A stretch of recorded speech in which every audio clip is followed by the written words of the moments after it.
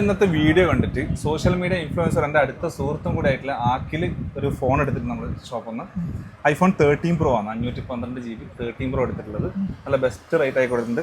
ഇപ്പോൾ മൂപ്പറെ കയ്യിലുണ്ടായ പിന്നെ ഒരു 12 Pro Max നമ്മൾ ഇങ്ങോട്ട് തിരിച്ചെടുത്തിട്ടുണ്ട്. അപ്പം നമ്മളിത് ഇങ്ങോട്ട് കൈമാറിയാണ് ആക്കിൽ. Thank you. അപ്പോൾ എന്ത് പറയുന്നു ആക്കില?